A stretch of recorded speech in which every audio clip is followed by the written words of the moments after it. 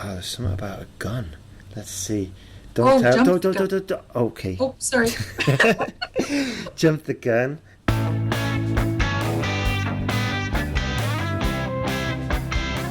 You are now listening to the IELTS podcast. Learn from tutors and ex-examiners who are masters of IELTS preparation. Your host, Ben Worthington. Hello there, IELTS podcast listeners. In this episode, we're going to speak with Judith from Canada, who's prepared a very interesting topic all about expressions that we can use in this speaking. And I think this is now probably the third time or fourth time we've attempted this podcast, because there's been a mix-up with the time zone or with the technology. But finally, I think this one is going to be the definitive one, and we're going to get rolling. So, hello there, Judith. How are you? I'm good, Ben. Thanks. How are you doing? I'm great, thanks. Judith, could you just tell us a bit about yourself, and then we could just jump straight into the idioms and what you were saying before, like about native speakers and stuff like that. So that was really interesting, and I had to cut you off because we had that problem with the recording. But could you just tell us a bit about yourself, if that's all right? Yeah, sure. Ben, I've been a second language teacher for over 20 years. Initially, I was a French second language teacher, and now my focus is English. My first language is English, and I've worked predominantly with international students here in Canada. And certainly one of our intermediate and advanced students always interested in learning more about idioms, and so that when they both speaking and understanding them, because native speakers do use a lot of expressions that aren't that easy to understand just from the individual words. So Ben, you and I a few weeks ago we were talking about this topic, and I came up with a handful of idioms. Some of them are for describing people, and some of them are for describing your interests, because I know in students for your IELTS exam you will be talking about yourself and your family. yeah, that's so true. Like describing people and describing what you do. I mean, the people topic is very common, because the examiner might give you a card like describe your best friend, or describe a teacher you had at university, or whatever. So if you're learning these kinds of expressions and this vocabulary, it's extremely useful. And not only that, everybody knows in task 1, part 1 of the speaking, is basically you have to tell the examiner about yourself. So if you know a lot of adjectives about people, about characteristics, or about physical characteristics, and maybe their character, whatever, you're going to put yourself in good stride to you're going to start off the exam in a very confident manner, which would definitely help you later on. Yeah, exactly. Uh-huh. Well, Ben, I was going to start off with just a few idioms that we use for describing people. Fantastic. Yeah, that's awesome. Well, one of the most common is the idiom is fresh as a daisy. And an example would be, my sister is as fresh as a daisy even when she's been up all night dancing. So it means someone is someone who's very lively and attractive, in kind of a clean, fresh way. And that's where fresh as a daisy comes from, because a daisy is clean and fresh and lovely. Yeah, I was just thinking, personally, I'm definitely not fresh as a daisy when I wake up in the morning, for example. No.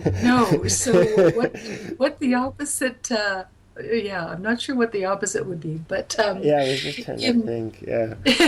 I can think of an expression in French, but we don't want that just at this. But we could say that you were, not to do with how you look first thing in the morning, Ben, but we could say that first thing in the morning, you're not exactly full of beans. There we go. Yeah. Yeah. And full of beans full of beans is someone who has lots of energy and who's very active. And for sure, I'm not full of beans until about 11 a.m. after I've had two coffees. So if you're describing someone, though, I mean, if let's say you're talking about your best friend, you could definitely say I really enjoy being with my best friend because he's full of beans. Yeah. He's always ready to try something. Yeah. That's a perfect example. And I was just thinking like of a few of my friends. I could just say they're just like always full of beans. I mean, I think maybe the opposite would be dead as a donkey. Yes. Yes. And yeah, I've got a few friends, well, ex-friends now, because I don't really hang around with them because they're not my kind of people. But yeah, I had a few friends that were just pretty much permanently dead as a donkey. And I was, even after 10 cups of coffee, they still couldn't get moving. But well, there's you say it's interesting because idioms change from country to country and place to place. I mean, that's we don't use that expression so much in Canada, but we would use dead as a doornail or dead as a doorknob because a doorknob is pretty dead. Yeah, we can also say in the UK dead as a doorknob as well, like is the handle for the door. And another one talking about your former friends. It sounds like maybe they were couch potatoes. Yeah, I told that to a Spanish friend the other day because I got a picture of him literally just on the couch, and he just it's quite funny actually because he just discovered Tinder, so he was there just swiping left, swiping right, whatever, but he was just totally absorbed, and I said, mate, you look like a complete couch potato. Yeah it's a funny expression, and that's just it. It really doesn't make any sense. It's just someone who spends too much time just watching. Yeah, usually I think like watching television or just sitting there stagnant and not moving. Yeah, but these are excellent expressions, because I mean, even like I'm not encouraging the students to lie, but perhaps if they have to describe, and maybe they describe themselves and they'd say something like, okay, if I have to describe myself, I would probably say I'm fresh as a daisy, but after 12 o'clock, after 3 cups of coffee, exactly like you said. That's it. You could describe yourself also as being down to earth. Yeah. If you're saying, I'm a down to earth kind of person, which is good. I mean, this is definitely a good thing. I mean, we're only telling people the good things to say about themselves, right? Yeah. But what would a down to earth person mean? I know. I'm just saying for the listeners, of course. Yeah. Well, it's someone who's realistic, someone who's practical. I mean, the opposite would be they're up in the clouds. Yeah. So someone who's down to earth is a practical person. They're going to take care of things and not be dreaming. Yeah. I mean, we say similar one in the UK. It means pretty much the same, but it's like he's got his feet like squarely. He's got his feet planted on the ground. He's down to earth. He's got his feet on the ground. He knows where he's going. Whereas somebody who's just like exactly as you said, like got the head in the sky, or is on cloud Yep. nine, or on cloud cuckoo land, you know. Yep. Uh-huh. Yep. Yeah, that's a And fantastic expression. so I would you like how about another expression to describe yourself? Yeah, definitely. Eager beaver. Sorry. You, eager beaver. If you're applying for a job, right? Uh-huh. You could definitely describe yourself as being an eager beaver, because it means you're really enthusiastic and you're really hardworking. Yeah. Yeah. Yeah. I was just thinking now. Were you an eager beaver at school, Judith? Just out of I was curiosity. actually. Yes. I think oftentimes that's the case, that people who become teachers are often eager beavers when they're students. How about you, Ben? Were you an eager beaver? Well, to be honest with you, I don't think I was. I was like more. I'm just trying to think. I wouldn't say a couch potato or dead as a doornail, but I was. I don't know. I mean, I remember I got explained. I got my one tutor described me to my mum, and my mum said, "Oh yeah, he's pretty laid back." And then the tutor said, "I wouldn't say laid back. I would say he's horizontal." You know. But that was a long time ago. I think if I actually, yeah. I mean, I was in a class the other week actually, and I was seriously like an eager beaver. I was just a real swot, you know. Mm-hmm. Yeah. Yeah. And in fact, the most recent courses I've done actually, I did a sailing course, and I was an eager beaver all through the theory. This is kind of silly, right? All through the theory, and then when it got to the practical in the boat, I was terrible because I just got seasickness, and I never knew I had that problem. So it's just a real contrast, you know. But sorry, I'm waffling now. Going on. So what are the expressions to you?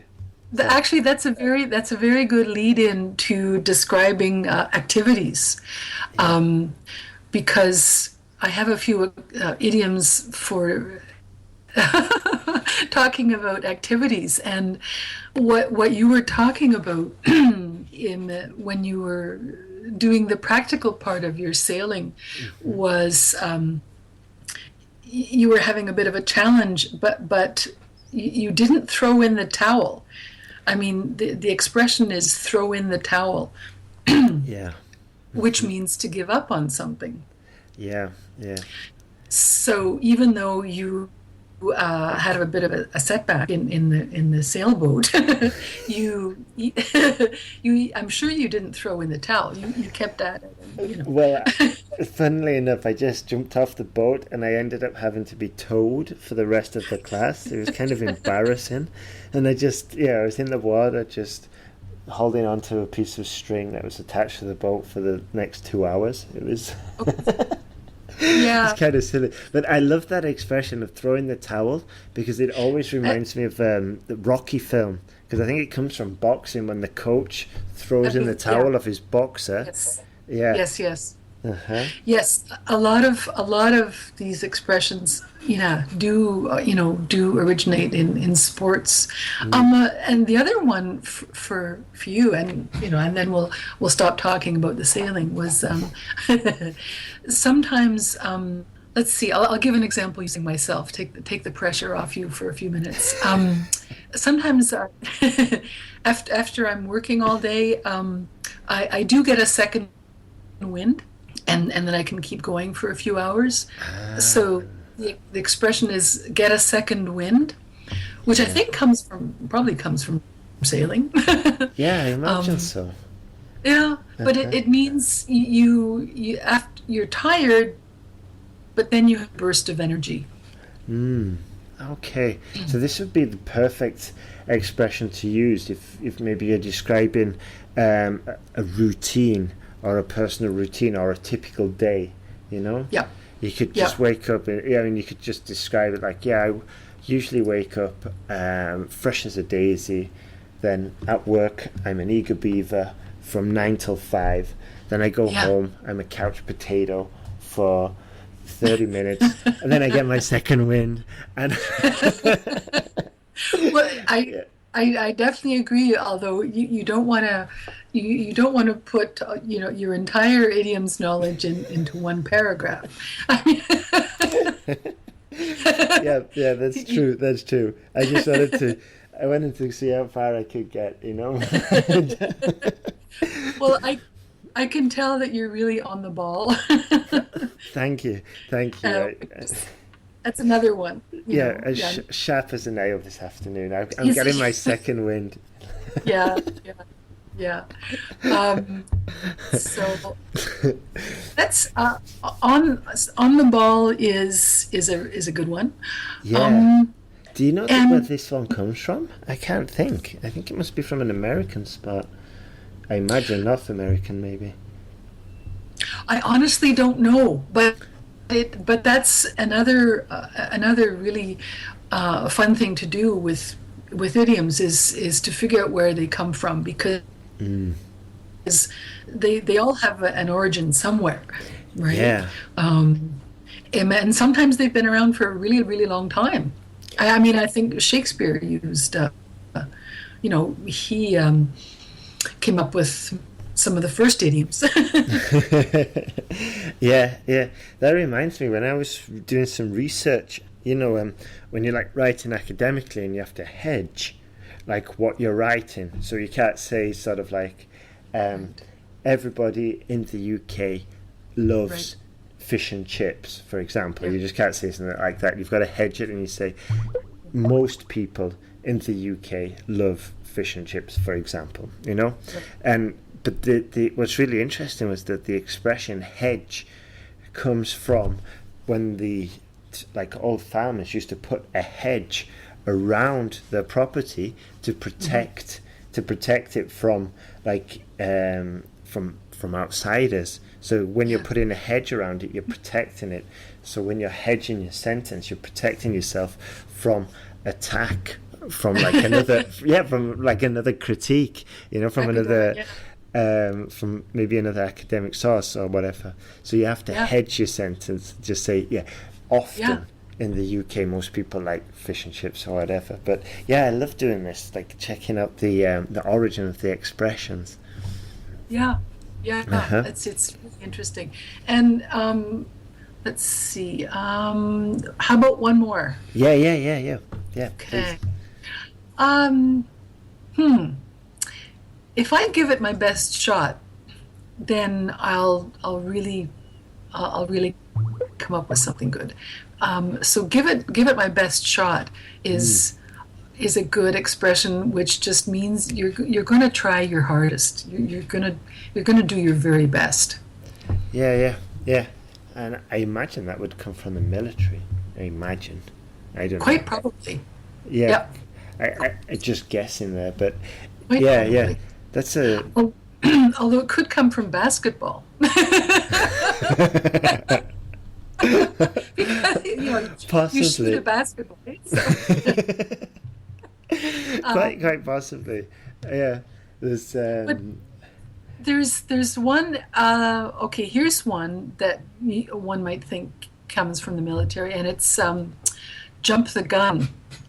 Oh. If you jump the gun, it means you start something too early. Yeah. And I've got an example here. I think I'm talking to my friend here, and I say to her, I think I jumped the gun by buying my friends James and Susan a wedding gift because they just called off their engagement. I see. Yeah. So I jumped. I started too early. I did something too early. Yeah. I'm just trying to think. I to be honest with you, I jump the gun all the time. This is a real bad personality flaw. I don't know if it's the exact. No, it's not the best use of the expression. but I'll jump the gun when I'm ordering my food without even bothering looking. But I don't think that's the most accurate description, is it really? Well, I No. think I think this comes from track and field. Honestly, I think it might come from track and field. Oh, You know, of course, yeah, that makes total yeah, sense. Yeah. yeah. For the Yeah, sprinters. yeah. I'm Uh-huh. pretty sure that that's where it comes from. Yeah. Um, So it just so and means like, you sorry, that go on. would be a real no-no. That would be a real no-no. To if you jump the gun, then you're probably disqualified. Yeah, I mean, do you ever jump the gun when you meet people? Do you ever jump the gun and make like opinions about them before getting to know them better? Sorry? Yeah, sure. That's yes. Yeah, Are you me too. asking me if I do that, or are you making an example? So no, I'm asking you if you do that. Sorry, I wanted, well, both. I'm making an example and just Yeah, just yeah, asking because I do yeah. it all the time. I do it all the time, and It's I'm a terrible. I think it's a human. That's a human. It's a human. Characteristic. Yeah, Yeah, a yeah. human flaw. Uh-huh. Yeah, and it's funny Well, actually because a lot of students do it with their examiners, and they jump the gun as to thinking what the examiner's thinking about, yes. Okay. which is terrible, I think, because you Uh, really should just be focusing on your own sort of like delivery, not on what the examiner's doing, what notes they're taking. But it's like all things, it's easier said than done. And come exam day. Oh, okay. How about one more? Okay, yeah, definitely. One more? Absolutely. Oh, you so if you say to me, Judith or Jude, my nickname is Jude. You say, Jude, okay, the ball's in your court. Let's see what you want to do now. Uh-huh. So the expression "ball in your court," it just means okay, it's your turn. It's your responsibility to do something now. Yeah, it's like over to you. Exactly, exactly. Yeah. And it's useful. Certainly in the workplace, it's pretty common. Your boss might say, "Okay, okay, Ben, the ball's in your court." Uh-huh. So you run with it. You go with Yeah. this. It, Yeah, it basically means sort of like it's over to you and it's your turn to make the decision and take action. Uh-huh. exactly. Yeah. I was just thinking like in an exam, this would be a good place to use this would be maybe like in part 3 where you have to talk for about 3 minutes so you can easily get into sort of like a mini story and you can Yeah, easily just say, well, my boss said to me, he said the ball's in my court, so I had to make the decision. Or my parents said to me, the ball's in my court, so that's why I decided to come to Australia, for example. yeah, Yeah, yeah, it's I think you exactly. could easily sort of like bend and just create a situation where the ball was in your court, just to put that in the exam, in the Oh yeah. speaking exam. Oh sure. Oh Yeah. sure. There's lots of yeah. Uh-huh. Like for example, maybe you're out for drinks and your friend isn't able to drive. You know. Yeah. Oh yeah. So over to you. Exactly. Yeah, the ball. Yeah, in this case, yeah, the ball's totally in your court. Yeah, but I guess this expression would probably come from maybe tennis or yeah, I can't imagine it come from squash because that's rather than a new sport, but it's probably tennis, I imagine. Yeah. I It's think it's so. definitely it's Uh-huh. definitely a sports. Yeah, Yeah. definitely a sports. Uh-huh. Okay. So, Judith, do you have any more of them? Any more speaking expressions that, or have we done? Have we run the mill, so to speak? Let's see now. Let me see. Um, um, um. Oh, this is a good one to Okay. end. Or it's not necessarily to end with. 'Cause I'm not quite sure. How much longer we're going. But if I could say, well, Ben, I'm feeling like a party pooper, so I'm going to ring off now. So this is back to describing people. Yeah. Uh-huh. And so, somebody who's a party pooper, and there's a very, very funny YouTube video Really? about this expression. Yeah, so a party pooper is someone who leaves a party early. They're Yeah. just not a fun kind of person. Yeah, or Yeah. somebody who would turn down the volume in a party. Like of the music stereo, for example, the music's blasting out and they'll just go over and turn it down. That would be a party Yeah. pooper as well. Uh-huh. Yeah, Yeah. they're usually they're just not the most sociable person around. Yeah. Uh-huh. Yeah, I was going to say more often than not they're a certain nationality, but then I thought, actually, no, don't do it, Ben. Don't do it. That's a faux pas. I'll refrain. This is the international English language testing system, so I'll best refrain. But yeah, and I guess the opposite of what do you call it? A party pooper would be the life of the party. You know? The life of the party. Yeah, exactly. Yeah. That it is somebody, and there's always one of them, isn't there? Who's just like got the biggest mouth and the loudest volume and telling the craziest story, and everyone's just sort of like around that person. That would be the life of the party. Uh-huh. The life of the party. Exactly. Yeah. They're often full of beans as well. Exactly. Okay, Judith, I'm going to give you a quick test, but and it's just a total random spot test, but I wanted to see, and it's for the benefits of the students, not for there's no other reason, but I want to see how many of the expressions you can rattle off that we've said today. And then we'll have to call it a day because we're approaching 30 minutes and it's getting long. But I want you to just quickly rattle off all the expressions we've said today. Okay? That's all right. Rattle them off. Yeah. Okay. Now, I honestly, there might be some. They're not going to be in order, Ben, because I haven't taken them. Okay. So, fresh as a daisy. Very good. Couch potato. Uh-huh. Full of beans. Mm-hmm. Down to earth. Yeah. Party pooper. Uh-huh. And eager beaver. Very good. And then in the activities we had, excuse me, ball in your court. Yeah. Throw in the towel. Yeah. Get a second wind. Very good. Jump the gun. Mm-hmm. And give it my best shot. Yeah, and very good. Wow. On the ball. And on the ball, wow. All 11. Wow. That's fantastic. Well done. And students, if I were you, I would have written every one of them down, and put a number next to them, and then try and incorporate them in some speech, in some conversation that you have today, or even just try and write out the list, maybe 2 hours from now, all 11 of them, and maybe you could even remember the stories that were going with them as well. Just to help you remember. But fantastic. Now, I'm going to try and rattle off those. Oh, that's one you missed, Judith. Rattle off. There were a few good ones that Yeah. But you're right, Ben, because the students can always listen to the podcast again, right? Yeah, definitely. Well, I'll just go through the ones just as a second wind, so to speak.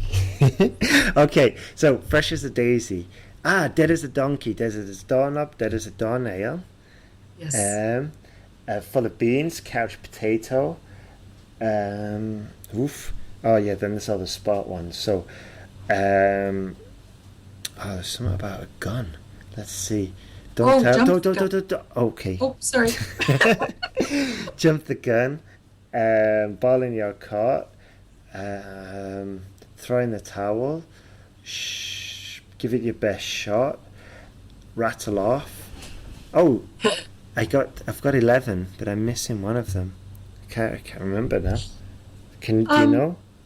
I thought we had get a head start. Throw in the ball in your court. No, I definitely said that 'cause it reminds me of squash, which I used to play. So. It's okay. We can rewind the podcast. But anyway, students, what I would do is write them down, try and use them in a conversation, and even give yourselves mock tests between you and your students, and just try and slip those into the conversation, even conversations with other people, you know, if you're describing somebody. But thank you very much for that, Judith. That was fantastic. And I'm so pleased that we finally managed to meet online. I mean, admittedly, it was always my fault, and I'm sorry about that. So I'm very happy we finally met online and finally recorded this the podcast. That's fantastic. Yes, me too, Ben. Me too. It was great talking with you. Yes, and fantastic. I'll see you on LinkedIn. Yes, yeah, more than likely. And Judith, do you have anything to say to the students if they wanted to get in contact with you?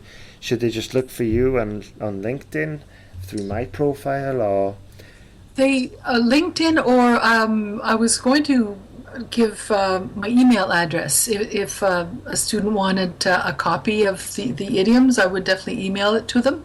Ah, perfect. Yeah. If you want to share that now, that'd be awesome. Sure. It's just Jude, Jude, 0755 at yahoo.ca. Okay, so that's Jude, Jude, 0055 at yahoo.ca. CA, yeah. Except it's 0755. Oops. Like actually, it's July of 1950, July of 55. Okay, so perfect.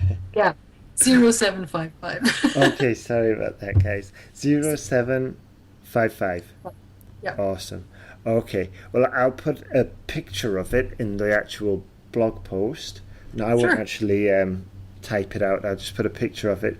And so students, if you want to get hold of that list, then you can email Jude. Right then, well, thank you again, Jude. It's been fantastic, and I really appreciate you taking the time out to do this.